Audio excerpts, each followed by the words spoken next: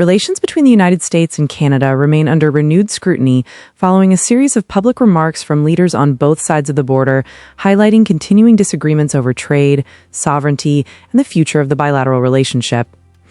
During Canada Day celebrations, senior Canadian officials emphasized themes of national unity, independence, and resilience.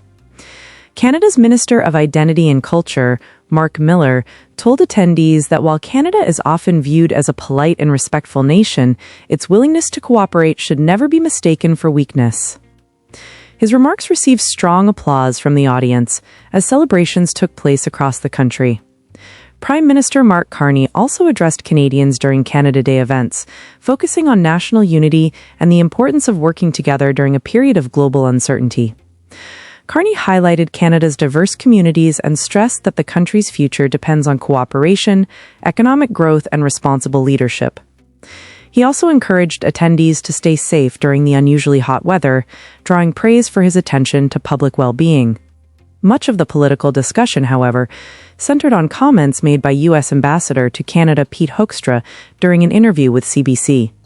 Hoekstra acknowledged that many Canadians remain frustrated with recent U.S. trade policies, but said he does not believe Americans share similar feelings toward Canada.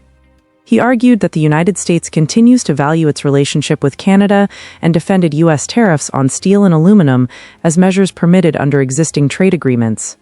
The ambassador also criticized Canadian political advertising that appeared in the United States during recent election campaigns, arguing that foreign governments should avoid attempting to influence another country's domestic politics. When questioned about President Donald Trump's previous remarks suggesting Canada could become the 51st U.S. state, Hoekstra declined to engage in an extended discussion, saying that issue is ultimately one for leaders of both governments rather than diplomats.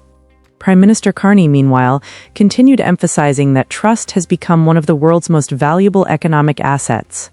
Speaking about global trade and ongoing geopolitical tensions, Carney argued that restoring confidence among international partners may ultimately prove more difficult than restoring disrupted supply chains.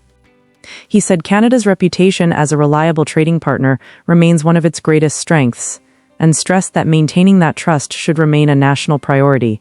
Carney also discussed Canada's long-term energy strategy, saying future prosperity will depend on the country's ability to responsibly develop and manage its natural resources while strengthening economic independence.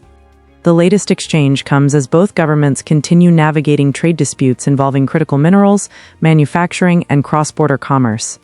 Despite those disagreements, economic ties between the two countries remain among the largest in the world, with billions of dollars in goods and services crossing the border every day. Separately, Hunter Biden appeared on Canadian television for a wide-ranging interview discussing American politics and political polarization. During the interview, Biden argued that social media algorithms and online misinformation have contributed significantly to growing divisions within the United States. He said many Americans have become convinced they are more divided than they actually are and suggested that fear often spreads more quickly than understanding. Biden also emphasized that he does not believe current political tensions define the American people as a whole, saying he continues to believe that Americans and Canadians share far more common values than differences.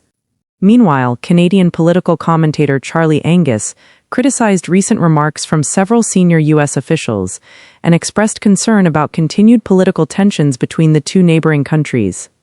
Angus argued that Canada should continue defending its national interests while maintaining respect for democratic institutions and Canadian sovereignty. Despite recent disagreements, leaders from both countries continue preparing for additional high-level discussions on trade, security cooperation, and economic policy. Observers note that while political rhetoric has at times become increasingly heated, the United States and Canada remain deeply interconnected through defense partnerships, trade agreements, and decades of close diplomatic cooperation.